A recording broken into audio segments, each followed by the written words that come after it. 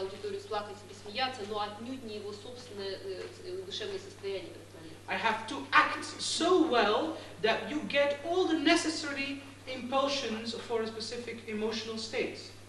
Я должен исполнять свою работу так хорошо, чтобы вы получили все необходимые элементы для определенного создания определенного эмоционального состояния. But I do not have to be sad myself. Но сам я при этом не обязательно должен быть. This is the essential difficulty that you will have to solve. And my experience is that whenever I talk about that, people are shocked, or people say, "Oh my God!" When I give this story. Это основная трудность пути преодоления, которую вы должны найти для себя сами. Обычно, когда я говорю об этом, аудитория шокирована, люди очень удивляются. So please don't get me wrong. The essential thing in Baroque music and Baroque art is the transmission of emotions. It is about emotions. I'm not saying that it is in rational art and where you don't feel. Пожалуйста, не поймите меня неправильно. Барочная музыка связана с эмоциями.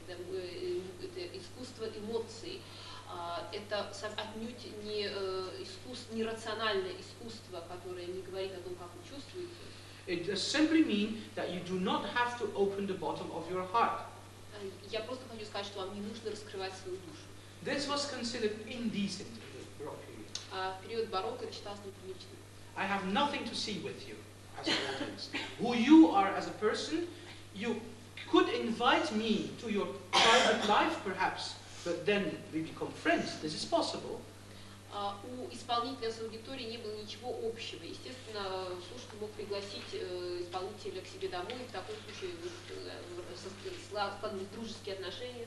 But on stage, you are not that individual with your private life. You are an actor. You are a professional who does a job on stage. Но на сцене исполнитель не является вашим другом. Это актер, это профессионал, который на сцене работает. Yeah, this is, of course, in order to be able to give the right signals to the audience, you yourself as an individual have to have had all these different experiences. How can you transmit extreme sadness if you have never experienced sadness in your life?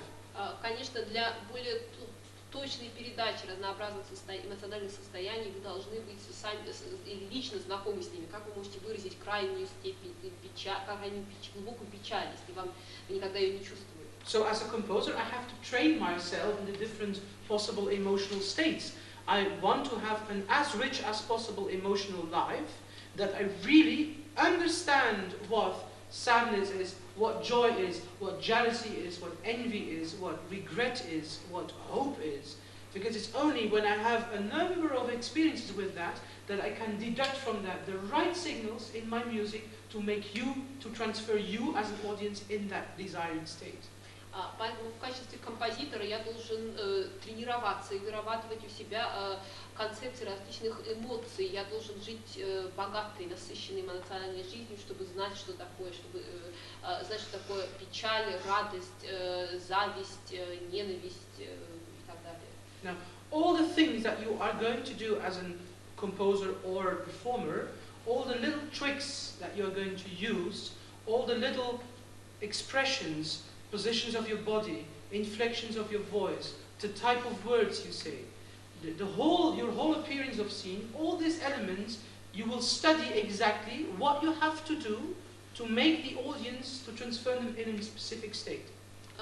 Будучи композитором или исполнителем, вы изучаете набор приемов, при помощи которых, самых разнообразных, от положения вашего тела до каких-то незаметных жестов, которые способствуют приведению аудитории в желаемое эмоциональное состояние. To put it very simply, if I'm coming on stage and I say, "Ladies and gentlemen, I have a very sad message for you."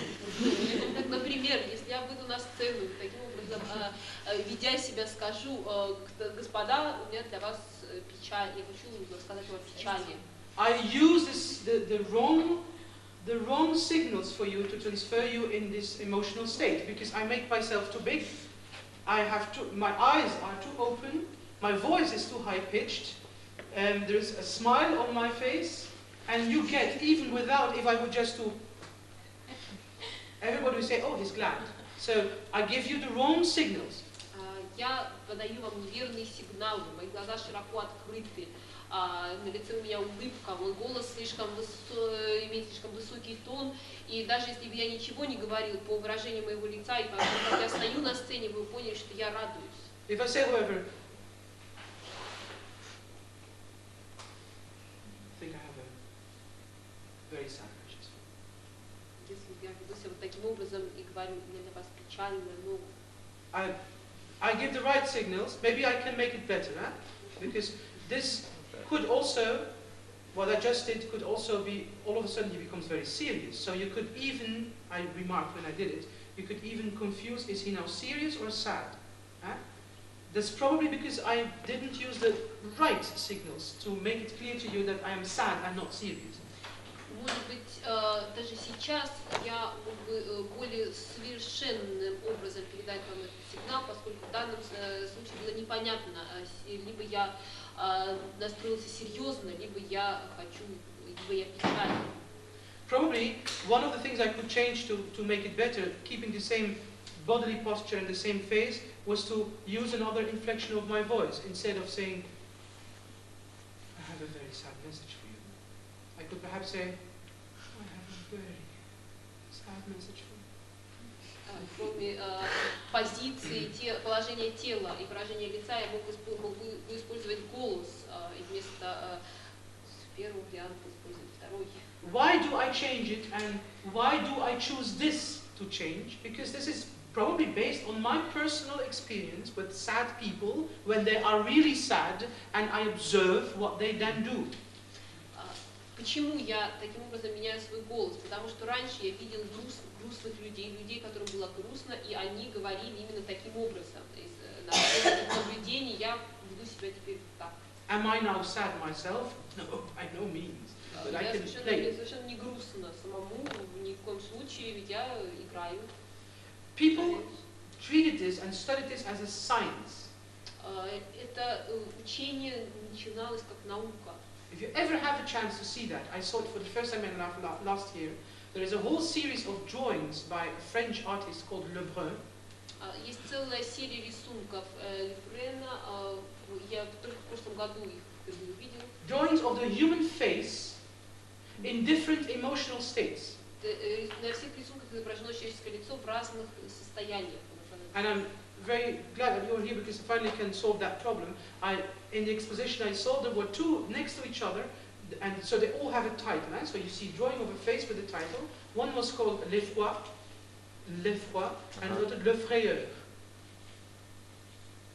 So two incredibly related emotional states, L'Effroi and Le Frayeur, but I don't know the exact translation. Brother Lonaïs will tell you.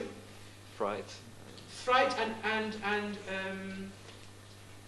fright, but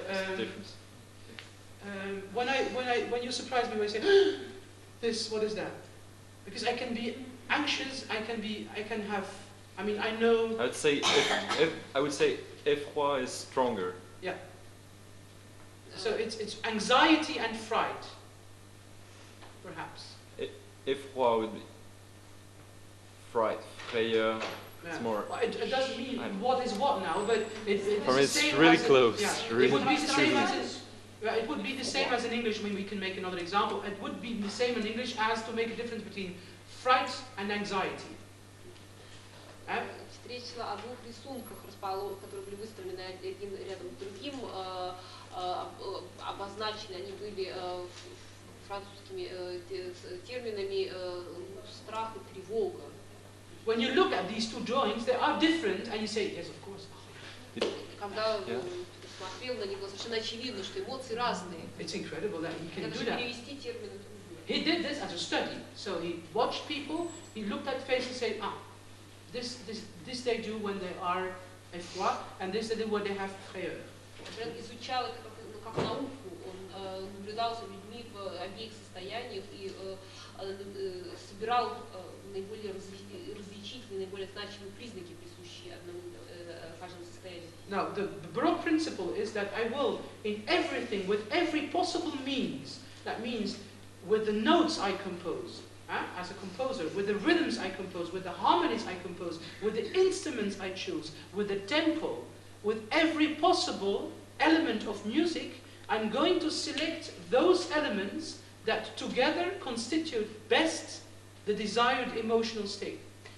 В качестве композитора я выбираю элементы на всех уровнях, на уровне написания музыки, на уровне мелодии, темпа, выбора музыкальных инструментов, именно те элементы, которые создадут желаемое эмоциональное состояние.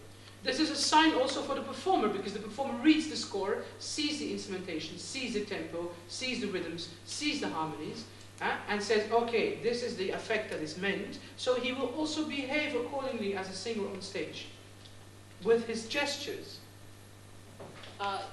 Эти элементы являются своего рода ключом для исполнителя, когда он увидит партитуру, увидит в каком темпе и как надлежит исполнять эту музыку, он будет добавить сюда свои собственные трюки, свои собственные приемы и будет действовать соответственно. And I can imagine that you can, if this is an expression of an effect, I can imagine that a good actor and a good composer together could make a difference between expressing hope and or sadness with hope or sadness without hopeless sadness. I think that you can make that difference on stage. Мне кажется, что хороший исполнитель на сцене может передавать даже очень тонкие оттенки эмоций, например, печаль с надеждой и печаль без надежды. For example, in music, if I would tell you which one has still hope and which one is the one that does not hope, if I do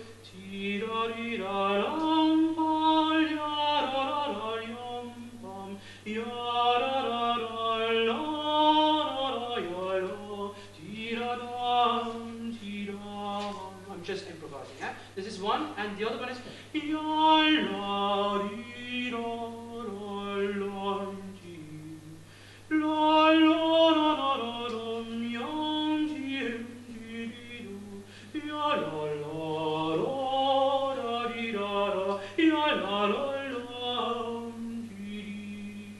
which one has hope, which one does not?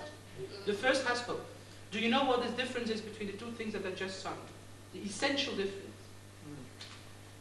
Yes. The first had, all the intervals went up.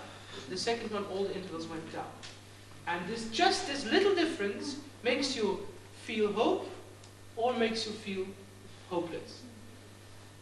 This is the art of Baroque composing. This is the art of transmitting affections. В первой импровизации все музыкальные фразы сходили вверх, поэтому было очевидно, что это печаль. Но еще есть надежда. В втором случае, поскольку музыкальные фразы оканчивались нисходящим тоном, было явно, что надежды нет. И это искусство композиторов эпохи барокко. Did I transmit you in a state of sadness? Yes, I think. Huh? Everybody associated this kind of music in both cases with a sad state. Привел ли я вас в состояние печали? Я надеюсь, что да. Каждый ассоциации. But was there anybody who felt happy with one of both examples? Почувствовал ли кто-нибудь себя счастливым во время исполнения какой-нибудь импровизации? Не успели. But so I transmit you automatically in this state, in the desired state, because I give you the signals. Did I enter your personality? No, because you do not know what I associated with sadness. It's maybe my cat who died last week. No, it's maybe my cat who died last week. You don't have any business with my private life as a performer. Maybe I am very, very sad now because my cat died. I can already say it's not true, but maybe this is the basis for my sadness. This can. Я ввел вас в определенное эмоциональное состояние, но при этом я не раскрываю вам своих истинных чувств. И непонятно, почему, собственно, я чувствую печаль. Может быть, у меня кот умер на прошлой неделе, это неправда на самом деле, поэтому я теперь чувствую печаль. It can be the sadness because I lost a job. Может быть, я потерял работу. I mean, there's so many possibilities. You are not interested in my personal sadness in this situation, and I am not interested in your personal sadness, and yet I am able to transmit the emotion sadness to you. существует огромное количество возможных причин, и вы не заинтересованы в моих личных переживаниях на данном этапе, я не интересуюсь вашими личными переживаниями. Это общий сигнал, общая картина печали. In contrast to that, it is very hard to understand the Third Symphony of Beethoven if you don't know that it is linked with Napoleon. В то же время очень трудно понять Третью симфонию Бетховена, если не знать, что она связана с Наполеоном. This is not just a sort of heroic symphony. No. It's linked with the person of Napoleon Bonaparte. Это не просто героическая симфония, она связана с личностью Наполеона Бонапарта. Yeah? This is the essential difference between romantic music and Baroque music. In romantic music, there's always a specific thing behind it, a specific situation that you have to discover. Вот разница между барочной и романтической музыкой. В романтической музыке всегда есть конкретный персонаж и конкретное событие, нечто конкретное, с чем она связана. If you have, for example, in a Baroque opera, an aria di vendetta, so which is an affect, the person is betrayed, the person on stage is betrayed, and now I will revenge me. If you find such an aria, in every opera there is an aria di vendetta. You can exchange them. You can really exchange them. Take one aria of one opera and put it in another opera. You would not even hear the difference.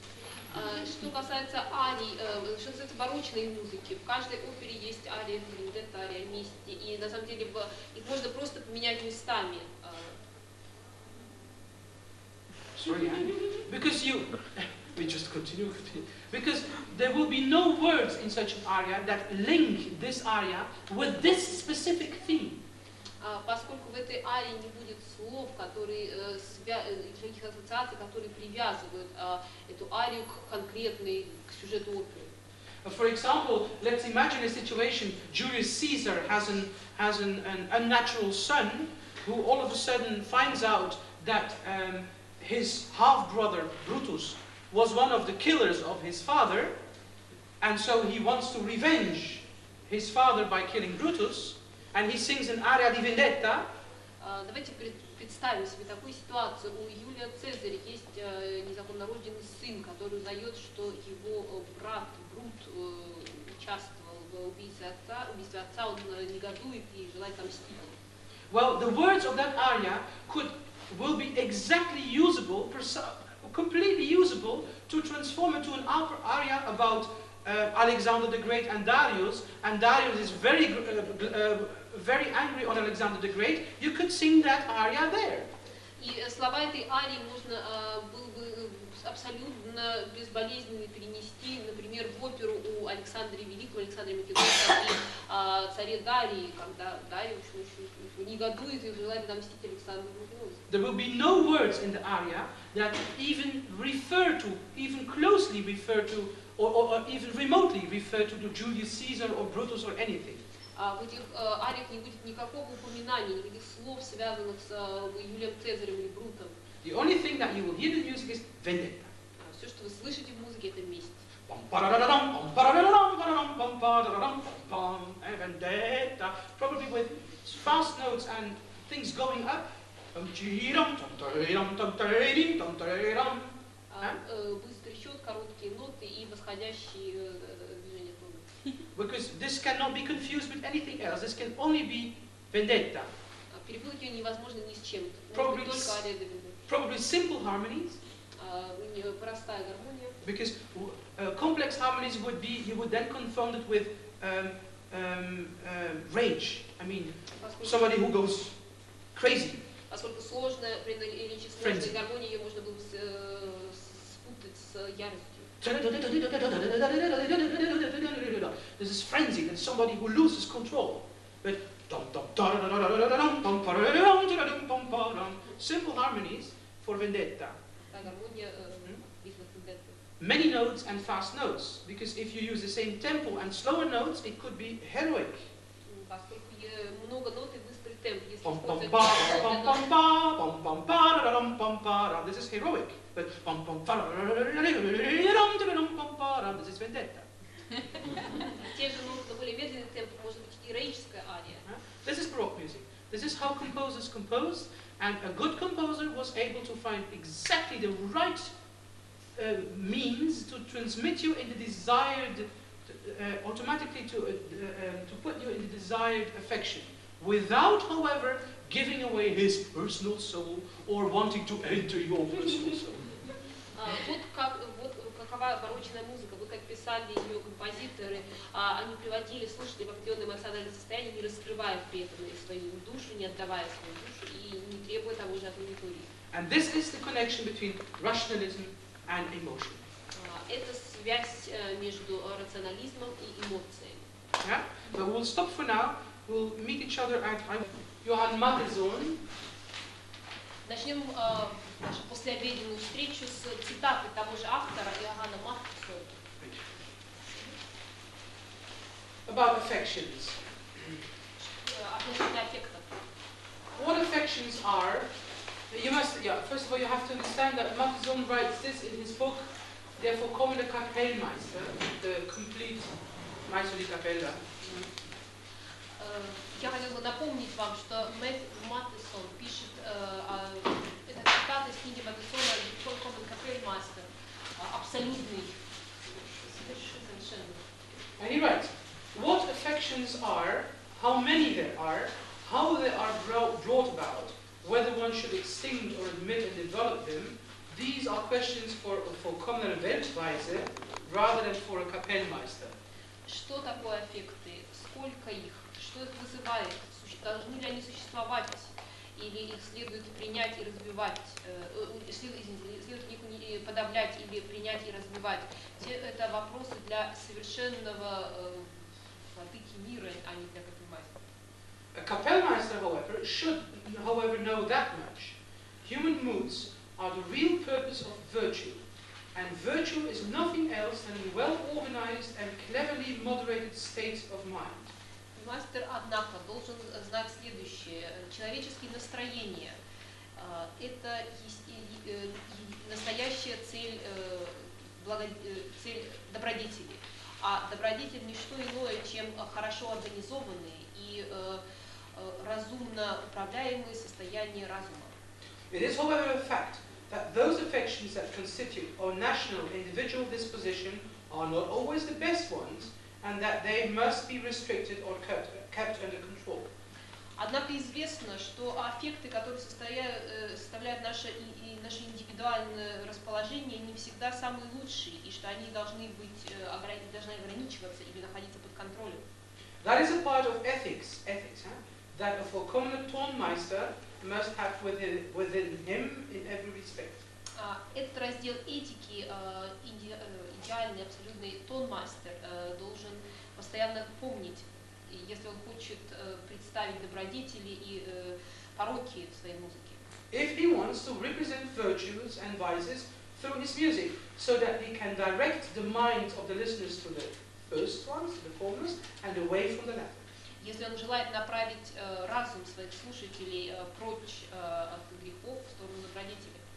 Now, this is in a treatise on music. Это руководство музыки. You can imagine how important this notion was and how firmly this is rooted in culture as an ingredient of culture and also linked with ethics. Вы понимаете, насколько важно понимать, что это руководство тесно связано с культурой в целом и с этикой. So, what is virtue? Что такое добродетель? Virtue is, says Matthesson, a well-organized and a cleverly organized mind. Добродетель – это разумным образом организованный рассудок. That means that in every situation you should be able to cope with your emotions. Это значит, что в любой ситуации вы должны справляться со своими эмоциями. Yeah? You should know many different emotions, but you should always be on top of it. Your mind should always be on top of it. Вы должны знать, различать разнообразные эмоции, но ваш разум должен всегда управлять ими. Вы должны быть в состоянии справиться с ними. A virtuous person is somebody who is in control of his emotions. Добродетельный человек – это человек, который контролирует свои эмоции. What is a hero? Кто такой герой? A hero is a virtuous person who is even able to be virtuous in extreme circumstances. Герой – это человек, которому удается сохранить добродетель даже в экстремальной ситуации. This is a hero. So, Это герой. if you are in an exceptional circumstance that you have to choose between, I don't know, your country and your family or whatever, you should keep your emotions under control. And if you are able to make a wise decision based on ratio, on that moment, that proves you to be a hero. Если в экстремальной ситуации, когда решается судьба вашей семьи или вашей страны, вы способны сохранить свою рацию, сохранить свой разум, принять разумное решение, значит вы герой. Heroes are therefore selected from history and from mythology in Baroque operas as exemplar of virtue. В барочных операх герои, персонажи, прототипы для которых выбирались из античной мифологии или классической или истории, широко представлены в барочной. Therefore, it is not so important in a Baroque opera that the historical or the mythological character is represented in its authentic state. That means according to the historical and mythological respected sources. It's much more important that the hero fulfills his role as a hero. Очень часто в барочных операх герой представлен не в своем, скажем так, естественном контексте, не так, как он написан, или как о нем говорится в истории или в мифологии. Образ некоторым образом модифицирован, чтобы соответствовать требованиям оперы. If you put, I don't know, Alexander the Great on stage, he does not have to look as a Greek general. Yes, of course, he will give him one attribute so that you can see, okay, this is the person on stage who is meant to be Alexander the Great. But he can even look as a modern king. I mean, for that time, then a modern king, he has to fulfill just his role as a hero.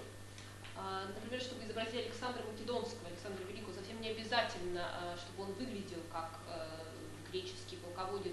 Он может выглядеть как полководец современный, хотя, конечно, у него должна быть какая-то характерная деталь. Достаточно, чтобы он выполнял свою функцию в качестве героя. This function on stage is also not personal in the sense that nobody is making an analysis of psychology of Alexander the Great or whatever. The historical character is utterly unimportant. It's the fact that he represents the man who did this or this. Барочная опера не занимается анализом психологии Александра Македонского, его глубоким психоанализом. Он в ней присутствует как персонаж, который совершил то и это. Maybe perhaps having said this, what I just said, and having said what I said this morning about the representation of effects and the sort of representing a neutral and rationalized category of emotion, perhaps now you can understand much better this Baroque theatre, this whole aesthetics of Baroque theatre. Теперь на основании того, что я говорил сегодня во время утренней сессии об аффектах, на основании того, о чем я говорю сейчас, возможно, вы можете лучше понимать принципы театра эпохи барокко. In other words, the aspect or the notion of reality as it looks in real life is not important in Baroque theatre. Реальность, чтобы было как в жизни, совершенно незначимо для театра эпохи барокко. It's one huge fantasy. It's one huge world on itself that reflects values of the real world and icons of the real world, but not real images and real deeds. Театр — это фантазия, которая отражает добродетели реального мира и идеи реального мира, но не, собственно, события героев. It's a difference between a fairy tale about a fairy tale about wolves and the red cape and the bad wolf on one hand, and on the other hand, a movie like an American Werewolf in London or something. Вот в чем разница между, например, сказкой про красную шапочку и серого волка и фильмом «Американский оборотень в Лондоне». People who are opposed to Baroque say, oh, this is also artificial, also doesn't look real, you know. These are the same. I don't understand these people, because if you're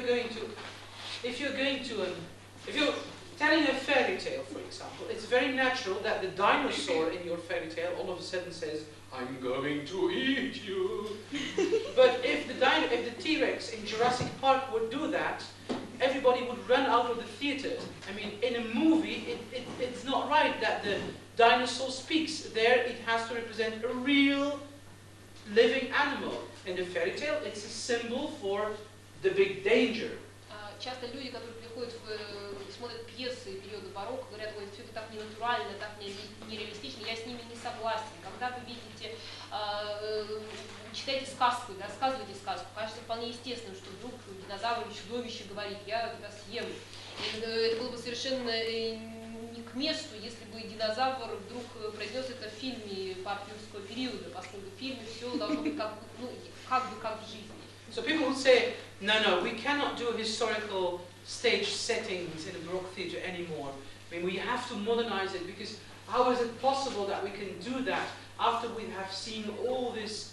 I mean, how can we enjoy the machinery in a Baroque theatre after having seen the special effects in Star Wars? Люди часто говорят, мы больше не можем ставить пьесы периода барокко на сцене, потому что декорации настолько неубедительны, никто не хочет на них смотреть, потому как люди видели, например, спецэффекты «Звездных войн». Well, these are people who are not able to distinguish a movie from a fairy tale. Это люди, которые не могут отличить сказку от кинофильма. If I start telling you a fairy tale, from my very first word, you will hear that I'm going to tell a fairy tale. And so automatically your whole expectation and everything that makes sense and makes nonsense is going to be adapted to the fact that you accept a fairy tale. If you watch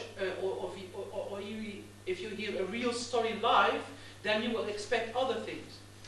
Если бы я намеревался рассказать вам сказку, я бы прежде всего начал свой рассказ с заявления о том, что я хочу рассказать сказку, и после этого вы принимаете все, что вы считаете отличным от реальности, если вы вообще принимаете факт сказки, в то время как фильм — это воссоздание реальной жизни.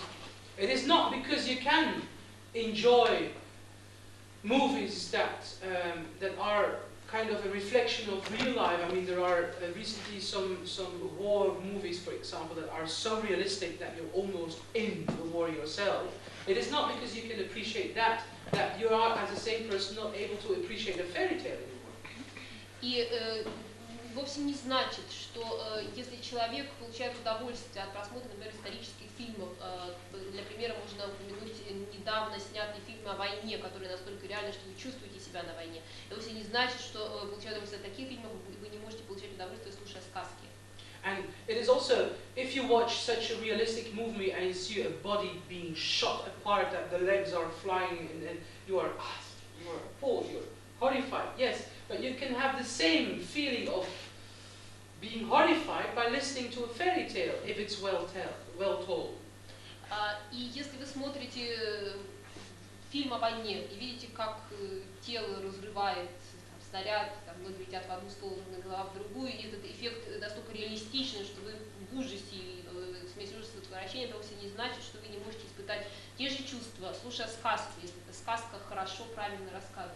I think this is very fundamental what I'm saying here, because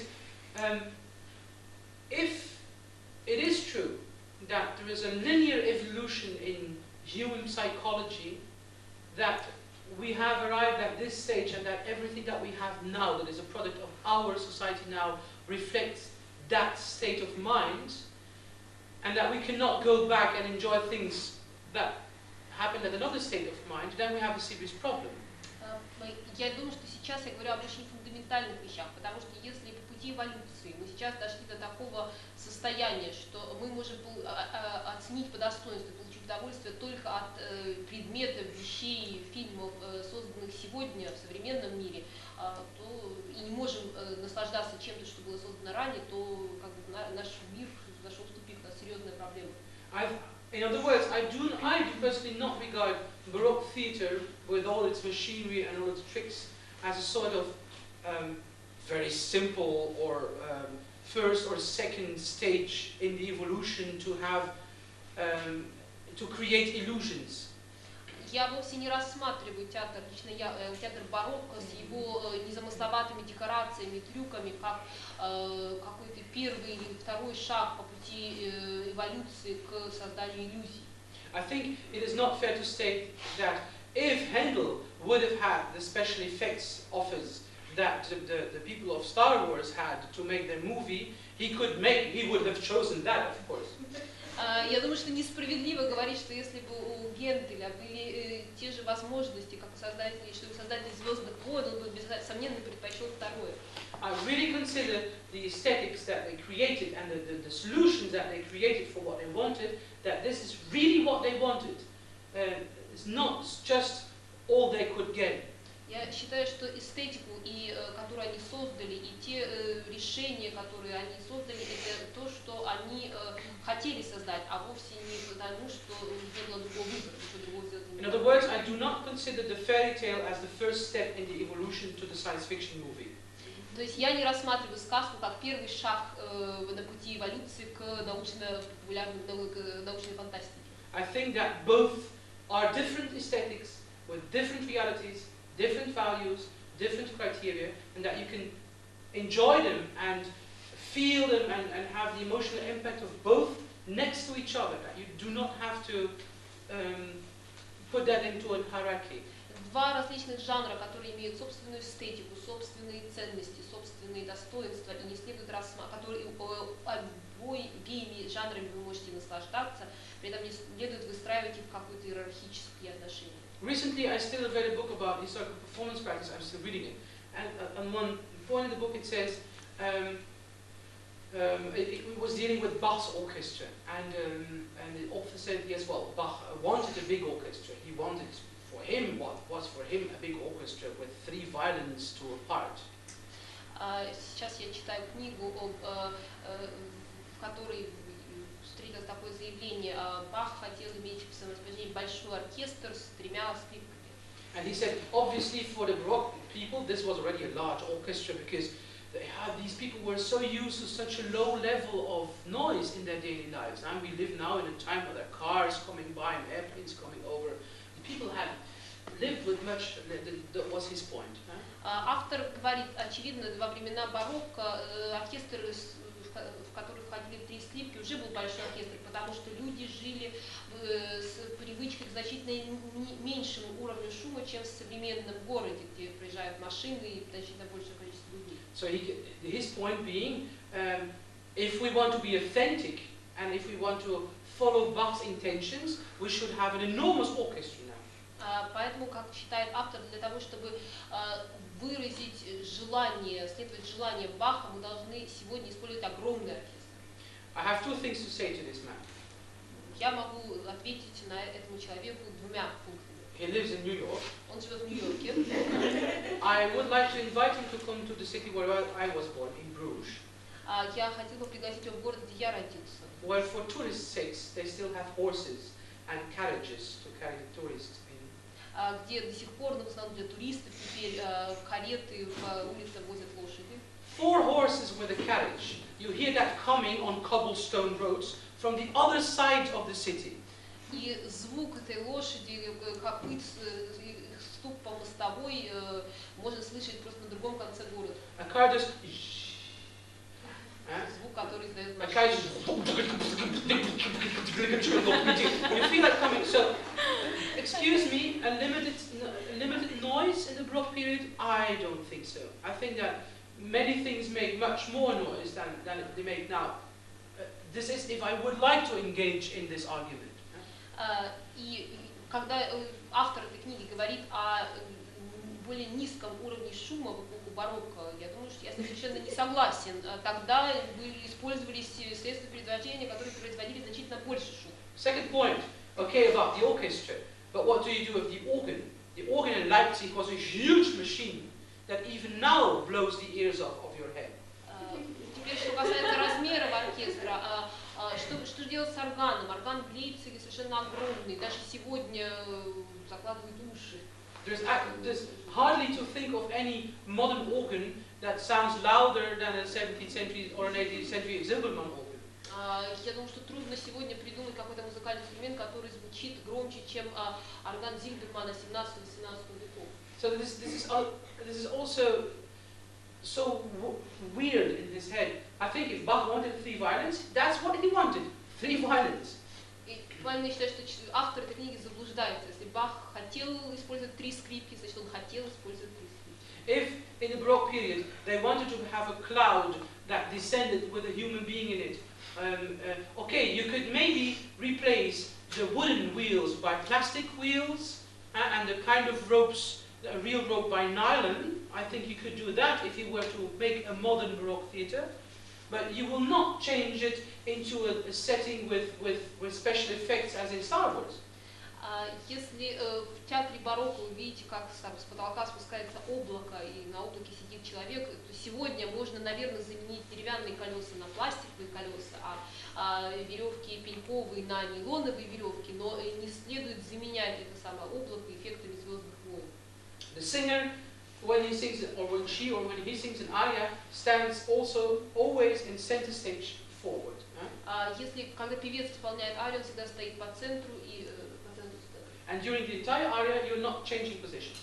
В течение всей арии исполнитель не меняет положение. Means that you're walking around during recitative, but in the aria, you stand at one point and you sing your entire aria from that point. That's the convention of Baroque. Во время речитатива исполнитель может передвигаться по сцене, но во время арии он должен оставаться на месте и пропеть всю арию в одной точке.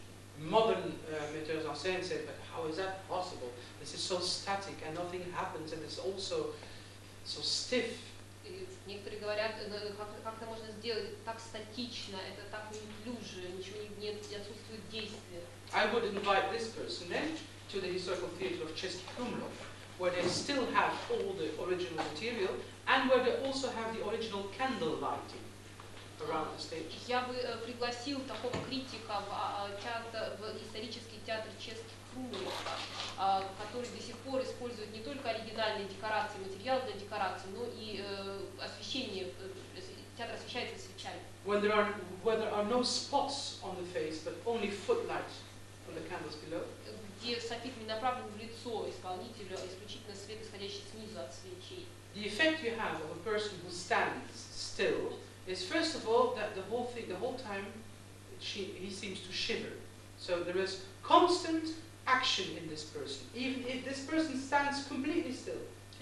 Поскольку свечи дрожат от воздуха, от сквозняка, человек, исполняющий арию, постоянно кажется, что он постоянно дрожит, даже если он стоит неподвижно, кажется, что он слегка двигается. Secondly, if just a movement of your head, that or that, decides whether you have lights on your eyes or not. Простым поворотом головы можно зажечь или погасить огонь. So I can stand still and do that, and all of a sudden my eyes are dark, because my chin and my cheeks are covering my eyes from the footlight. And I do that, all of a sudden my eyes are bright. Я могу стоять неподвижно, слегка приподняв голову, в моих глазах нет света, не видите света в моих глазах, потому что мой подбородок и щеки заслоняют свет. Я опускаю голову, и внезапно мои глаза освещены. My point being, if in the Baroque period they would have wanted spotlights, they would have invented them. Что я хочу сказать? Если бы в эпоху барокко им потребовались бы софиты, направленный свет, они бы его изобрели. If they would have wanted a singer to stand backstage, they would have put him there and have an extra continuous section accompanying the singer from backstage. Если бы они хотели, чтобы исполнитель находился в задней части сцены, они бы позволили ему находиться там и добавили оркестру дополнительный сектор, чтобы сопровождать его на этой части. If the singer sings at center stage 4 without movement, an entire aria, there must be an aesthetic reason for that. И если певец исполняет всю арию целиком, находясь по центру и не совершая никаких движений, должна быть эстетическая причина для этого. And we have to discover. Нам просто нужно их найти. And not just get it out of the way. А не отмахнуться от них. You understand my point, I hope, right? Я надеюсь, вы меня понимаете. And this is, so for me, Baroque effect is not just, these 18th century people, how they thought on mind and pineal gland and emotions. And it's also simple. We are so much more involved now in our modern days. I find it pretty pretentious. It's another view on the world, on the same values people felt as intensively, probably, I cannot prove that, but they had just another view. It fitted into another grid of reference. И когда сегодня мы смеемся над людьми 18 века, мы говорим, боже мой, как наивны они были, что эти аффекты и разум, и шишковидная железа, какая ерунда. Я думаю, что на самом деле они просто их представления полностью соответствовали используемой ими системе координат. If you don't accept this, I think it's not worth to play Baroque music. The same thing for instruments. If you regard a Baroque violin as a simple forerunner of a modern violin or a transverse flute as a simple forerunner of a modern transverse flute, then you're on the wrong path. Don't do it. И то же самое касается, если вы не понимаете, что вы хотите играть барочную музыку, не имеет смысла. То же самое касается инструментов. Если вы считаете, что барочная скрипка является просто предшественницей современной скрипки, и лютня эпохи барокко является предшественницей современной лютни,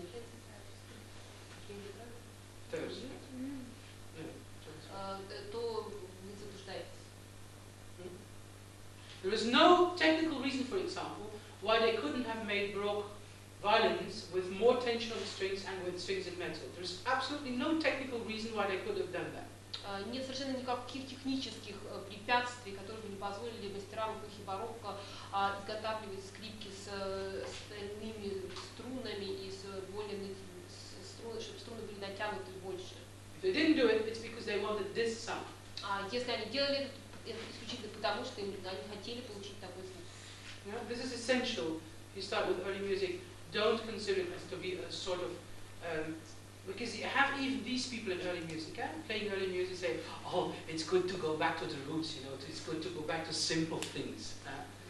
Часто люди, исполняющие барочную музыку, втирают ручки, говорят, как хорошо вернуться к корням, вернуться к простым вещам. Actually, that was an important part of the approach in the West. I told you about the hippie culture. Many people started to play Baroque music because it's a wooden instrument and not metal anymore. Я говорил вам ранее о том, что о культуре хиппи, когда многие стали играть барочную музыку, потому что использовали деревянные инструменты, а не металлические, и это рассматривалось как возвращение к простым вещам. And I have nothing against people who have this background. Don't make a mistake. I have nothing against this mentality. Я ничего не имею против такой ментальности, против людей, которые это делали. But it is already sort of tutorializing a little bit as a Baroque music. Но я считаю, это неправильно таким образом свысока посматривать на барочную музыку, хотя как мило барочная музыка. Baroque music and any music for the matter is a highly developed art with its own criteria, with its own difficulties, with its own virtues. And if you're not willing to accept that as a whole and put that next to any other art and not underneath or above, then I don't think that you should start with it. Я считаю, что любая музыка – это самостоятельная музыка со своими собственными критериями, достоинствами и сложностями. И если вы хотите ее ставить выше или ниже, сравнить ее с музыкой других эпох, то это порочная практика. I'm expanding on this because you might have the impression for the rest of the afternoon when we're speaking about the 17th and 18th century vision on how emotions worked in the body.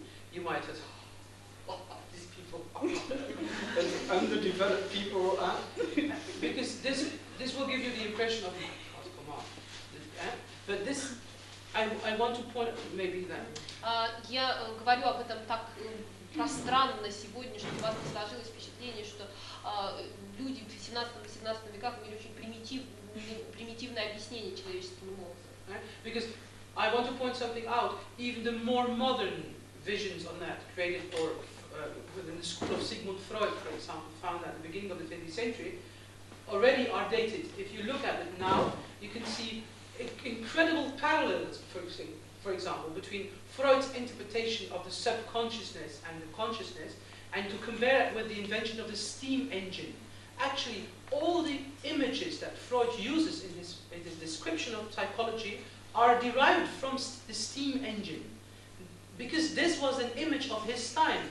Freud just applied the same images that he knew in his world to what he described. Поскольку очень многие образы созданы значительно позднее, устроены по тому же принципу. Философия Зигмунда Фрейда о учении о сознательном и бессознательном на самом деле построена по принципу паровой машины, поскольку это был образ его времени. Right? The subconscious, that there's so much pressure of the subconscious that all of a sudden it bursts out in the conscious and you do weird things. This is the image from a steam engine. Literally, this is not my invention, and this is really already studied. And it is so natural that when you want to describe something so fundamental as human emotions or human psychology, you are referring to the images that are common in your time and that everybody will understand.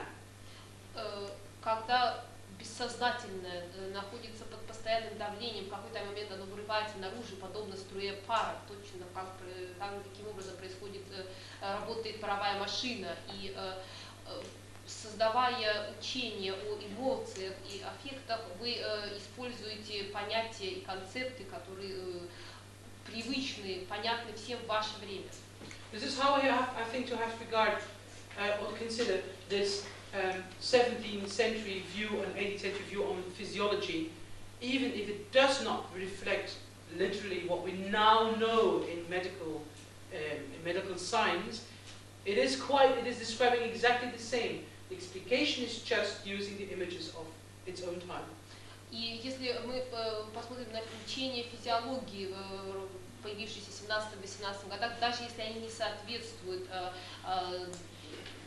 результатам исследований, проведенных позднее, тем не менее они описывают совершенно те же вещи, просто образы и язык, использованные в этих учениях, соответствуют понятиям и системе того времени. If we then look at, so I really think, I'm sorry for this little step besides the theme, but I think that it's essential. Я прошу прощения за это небольшое отступление от темы, но мне кажется, что это важно. If we could turn back to affections and the Greek word pathos, because I would like to give you a sort of little short outline, historical outline, how the theory of affections evolved since antiquity. Что касается греческого слова «пафос», сейчас мы к нему обратимся, поскольку я хотел бы дать вам краткий исторический отчерк теории аффекта. In Greek antiquity, a pathos, so a passion, an affection, or an emotion, because pathos meant in Greek antiquity just emotion. It's only later that affect in Baroque became a rationalized emotional state. Right? Слово «пафос» в классической Греции означало просто эмоцию.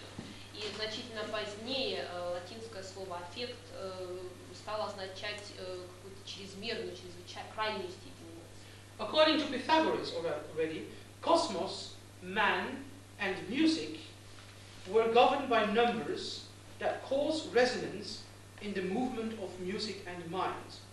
So, what I'm saying is before, maybe you could say that first. Согласно учению пифагорейцев, космос, люди и музыка управляются числами, которые вызывают резонанс в движениях музыки и разума. So this is, the theory says everything is governed by numbers, and if something vibrates with a specific proportion, it will cause another thing that is next to it, it will cause to vibrate that with the same proportion. Пифагорейцы считали, что миром управляют цифры, и если нечто вибрирует с определенной частотой, предметы, находящиеся рядом с этим предметом, будут вибрировать с той же частотой, по крайней мере, она будет влиятельной. Just in the same way as if you have two violins next to each other, just tuned, if you sound the open string of one violin, you can make this sound vibrate the string of the instrument that is laying on the table. Таким же образом, если перед вами две только что настроенные скрипки, проведя смычком по струне одной скрипок, вы можете вызвать вибрацию той же струны у второй скрипки, которая лежит на столе. There's a physical principle known as resonance, and in Greek and antiquity they called it also sympathia. You sympathize with. Физический принцип, физический закон, называемый резонанс, в Греции его называли симпатией. So, for example, expansion of air, lighter air, was considered to give also an expansion in your mind and put you in a happy state. This is why a large musical interval will make you feel happier than a very small musical interval, because condensation also makes the mind condense and makes it sad. Поскольку расширение воздуха, открытое воздушное пространство, как считается, приводит вас в более счастливое состояние души, также и более протяженный, продолжительный музыкальный интервал вызывает более положительные эмоции, чем короткий. If you have, for example, if you have to associate happiness and sadness with the following intervals, if you do ti-dum, and I'm trying to sing as neutral as possible. Or which one is the more happy and which one is the more sad? If you have to associate it with happiness and sadness, most people will associate the smaller interval with the more sad feeling and the larger interval with the more happy feeling. This is, of course, antique, medieval and Baroque theorists observed this phenomenon and explained it as expansion leads to also expansion in your mind, and condensation also to condensation in your mind. Из двух пропетых Петром интервалов, первый интервал, несомненно, больше большинства аудитории ассоциируется с радостью, с положительными эмоциями, в отличие от второго. И философы, ученые в эпохе античности, средних веков и барокко осознавали это, считая, что расширение, увеличение имеет положительную коннотацию, в то время как сжатие и уменьшение отрицательное. This is also body language. Positive feelings will, by a body, mostly be expressed by expanding motion, and negative feelings by condensing motion. То же самое касается языка тела, языка жестов. Положительные ощущения, положительные эмоции выражаются более открытыми жестами, и отрицательные эмоции закрытыми жестами, сжатием. Somebody is very happy does this, and the eyes open also. Глаза тоже открываются. Somebody is sad will do this feeling, and the eyes are closing. Печальный человек, огорченный человек сжимается, глаза прикрыты. So this seemed for many theories such a solid foundation that they came up with a theory that condensation and expansion of air, of everything, influenced also the other. So in other words, if I ti-ra-la-la-la-la, ti-ra-la-la-la-la, this must lead to a happy feeling. Whereas must lead to a negative feeling because of the large intervals, expansion, and the small intervals, condensation. Многие люди отмечали это. Короткие, длинные интервалы вызывают положительные чувства, короткие интервалы негативные, отрицательные эмоции. This was already during Greek antiquity, but then during the 17th century this was really codified into a whole system, as we will see later. Это было отмечено уже в эпоху античности, но только в 17 веке эти наблюдения были объединены в строгую систему. For Plato, there were 4 different basic affections. Платон считал, что существуют 4 основные аффекта. And he distinguished 2 extreme ones, so to the very extreme of positive and to the very extreme of negative, and then 2 mixed ones. Он считал, что 2 из них полярны, противоположны, и 2 из них смешаны.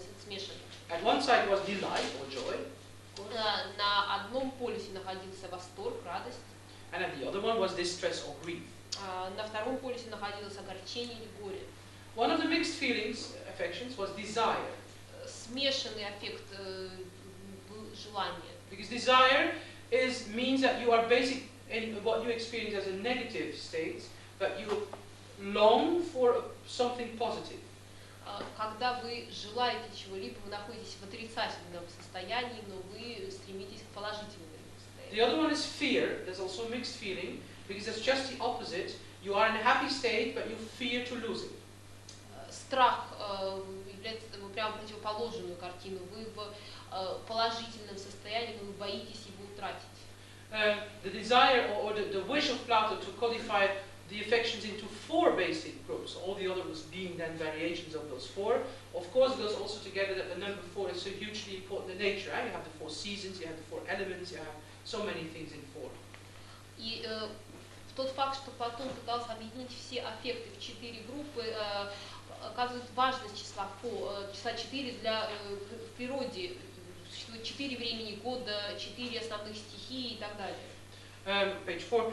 Aristoteles distinguished 11 affections already. He made this much more complete. And this is the Aristotelian affections are the ones that are going to be used during the Baroque period as a sort of basic group of affections. So you might want to write them down. Аристотель различает 11 основных аффектов, и именно эти аффекты будут использоваться в качестве основных в эпоху барокко, поэтому, возможно, вы захотите их записать. I'm just giving you desire, Это желание, rage, ярость, fear, страх, courage, смелость, envy, зависть, joy. радость.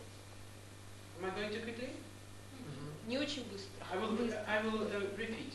Desire, Я повторю, пожалуйста. Желание, rage, ярость, fear, страх, courage, смелость,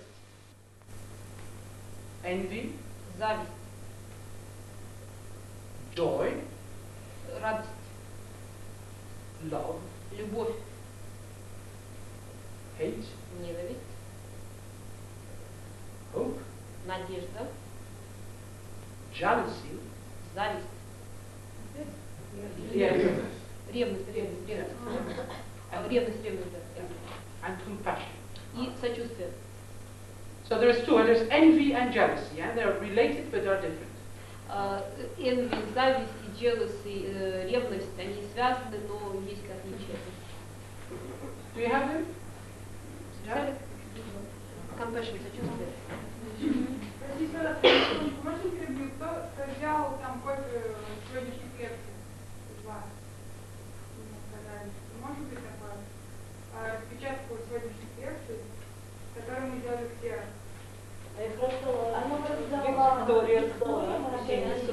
Нет, Yes, I took it. Well, it was there, I didn't know what it was or something. This one, eh? This one, yeah. Yes, I'm so sorry. No, I'm not using it. I just took it because it was on top of my things and I just saw it and I had it here. Oh, I'm not a thief. sorry. Извините, пожалуйста,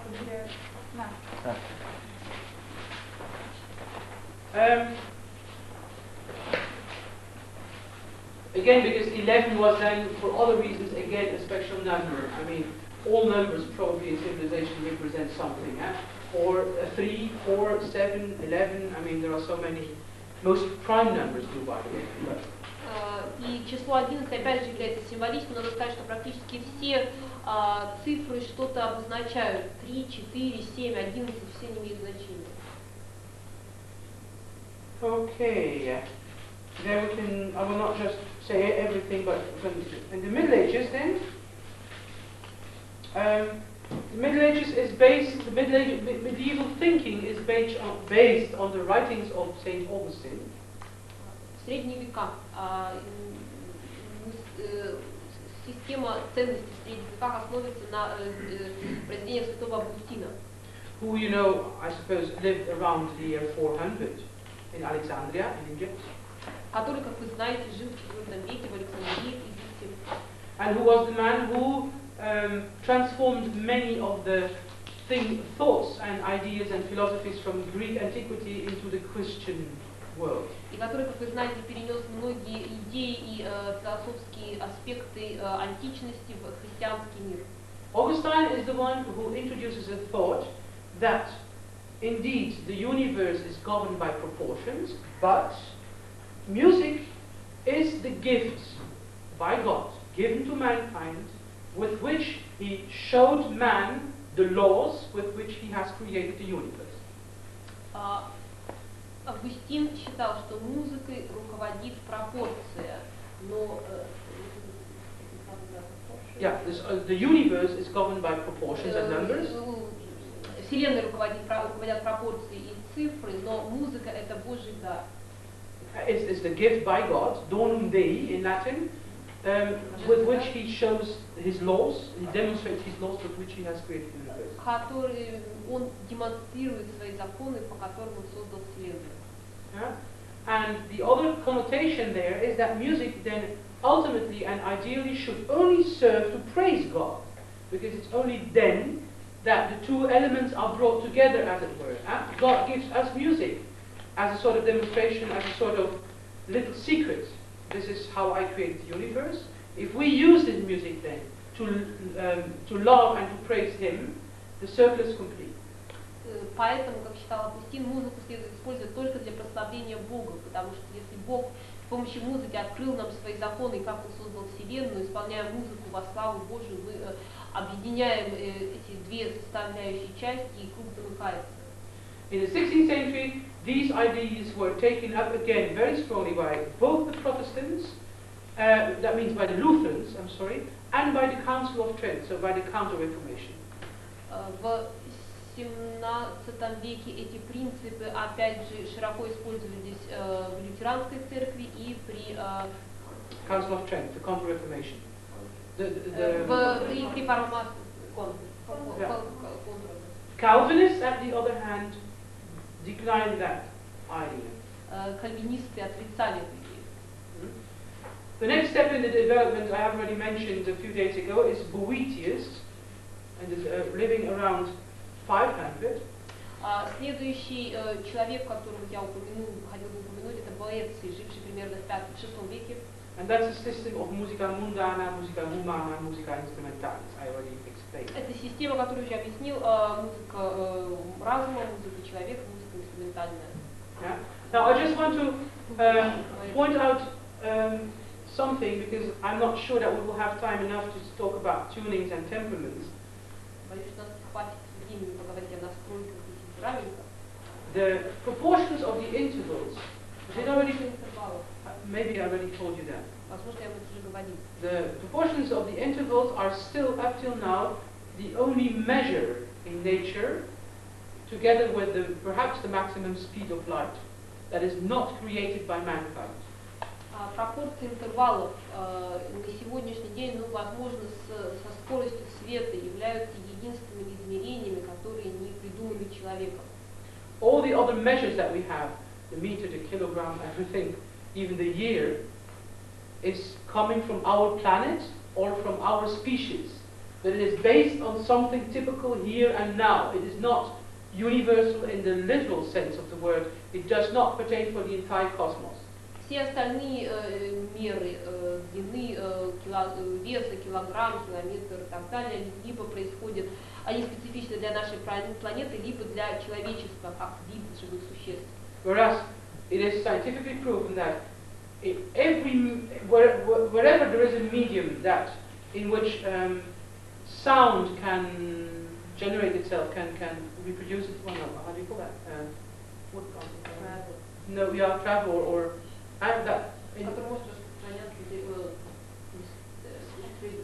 Yeah, if there is a medium, wherever there is a medium where sound can spread, can sound, there the laws of the intervals pertain.